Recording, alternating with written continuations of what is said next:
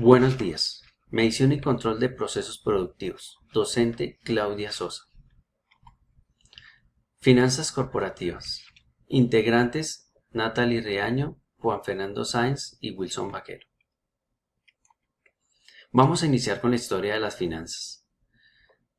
En el año 1929 se presentó una crisis económica mundial, donde la bolsa de valores de Nueva York era bastante crítica.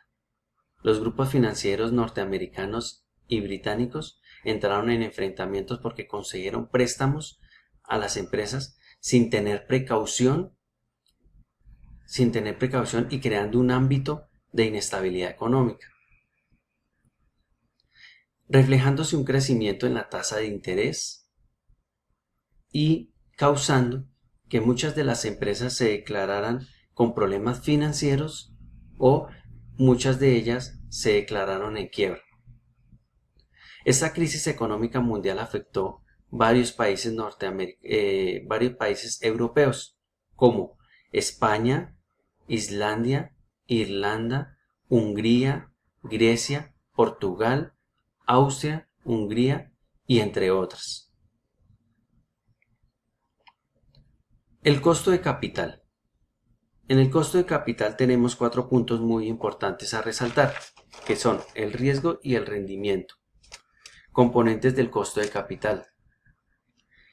Costo de capital promedio ponderado y el costo marginal del capital. En el riesgo y rendimiento tenemos dos frases muy importantes o dos enlaces muy importantes, que es el riesgo de mercado y el riesgo único. El riesgo de mercado hace referencia al riesgo de la posible pérdida de un valor de un activo. Y el riesgo único es la rentabilidad de cualquier activo financiero. En los componentes del costo de capital tenemos tres enlaces muy importantes, que es la tasa real del entorno, la inflación esperada y el riesgo. La tasa real del retorno es cuando los inversionistas esperan recibir por permitir que alguien más use su dinero en operaciones que implica un riesgo. En la inflación esperada es la pérdida esperada del poder adquisitivo cuando el dinero se encuentra colocado en una inversión. Y el riesgo es la incertidumbre de cuándo, cuánto y cómo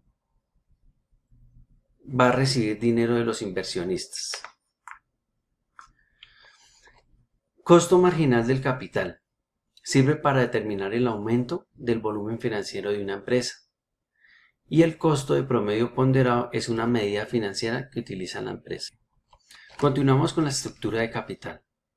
Es la mezcla específica de una deuda a largo plazo y de capital de la empresa para financiar sus operaciones. Aquí encontramos 4 enlaces que son muy importantes para el funcionamiento de la estructura de capital, que son los factores que influyen en las decisiones de la estructura de capital, riesgo de la empresa, enfoques de la estructura de capital, costos de agencia y estructura de capital. En los factores de la empresa, en los factores que influyen en las decisiones de la estructura de capital, encontramos los factores que influyen en el riesgo de negocio. En los riesgos de la empresa, encontramos 2 riesgos que son muy importantes, que es el operativo y el financiero. El operativo está asociado con las proyecciones del rendimiento de futuros y el financiero es la porción del riesgo de inversionistas. En los enfoques de la estructura de capital tenemos 5 puntos muy importantes que se encuentran enlazados en esta estructura o en este enfoque, que es el enfoque tradicional, el enfoque de estructura de capital, el enfoque UPAC, el enfoque de señales y el enfoque de la teoría de las órdenes de la orden de elección. También encontramos el costo de agencia estructural de estructura de capital. A continuación vamos a ver el capital de trabajo. En el capital de trabajo está enlazado con los componentes de trabajo de capital la administración la administración del efectivo, la administración de las cuentas por cobrar, la administración del inventario y la administración de las cuentas por pagar. Es la diferencia que el capital de trabajo es la diferencia que se presenta entre los activos y los pasivos corrientes de una empresa.